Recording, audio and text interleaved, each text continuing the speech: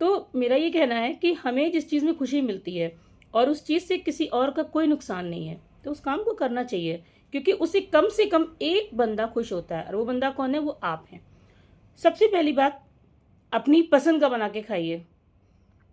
मुझे खुद महीनों हो जाते हैं कढ़ी खाए हुए, जबकि मुझे बहुत पसंद है, क्योंकि मेरे घर में किसी को पसंद नहीं है। अपने लिए हम लोग एफर्ट्स करते नहीं हैं। दूसरी चीज़ क्या है? अगर आपको किटी पार्टी करना पसंद है, किटी पार्टी करिए। अगर आपको बाहर घूमना पसंद है, दोस्तों के साथ में घूमिए। बस बात वही है कि हमें ये पता होना चाहिए कि हमारी सीमा रेखा क्या है।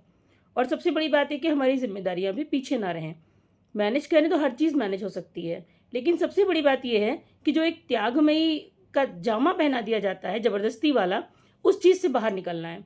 उस चीज़ से बाहर निकलने का ये बिल्कुल मतलब नहीं है कि चीज़ें भूल जाई जाएं, लेकिन अपने लिए वक्त निकालना बहुत बहुत बहुत ज़रूरी है। क्योंकि जब आप गड्ढे में गिरोगे तो कोई नहीं निकाल पाएगा। धीरे धीरे करके लोग छोड़ते चले जाएंगे।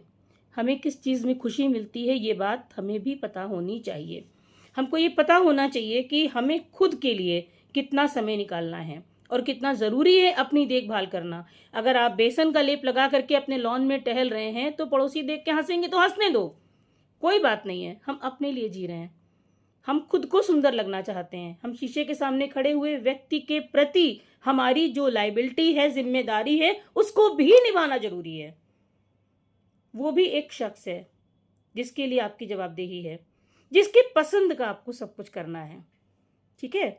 तो शीशे के सामने खड़े हुए उस शख्स को देख करके अगर आपको कोई कॉम्प्लीमेंट नहीं दे रहा है, बहुत बार होता है हम बहुत तैयार होते हैं और थोड़ा अच्छे लग रहे होते हैं और एक्सपेक्ट उन लोगों से करते हैं जो हमारे बड़े खास होते हैं कि वो हमें कोई कॉम्प्लीमेंट देंगे, और हमें नहीं देते हैं, फिर हमें बुरा लगता है।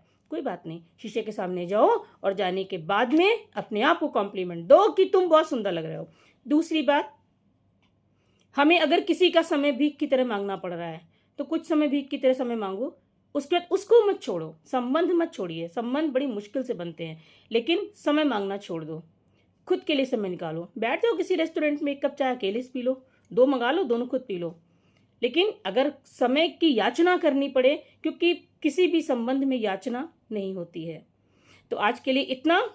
कल का विषय बिल्कुल अलग होगा, लेकिन इस पर अमल जरूर करिएगा और मुझे बताइएगा।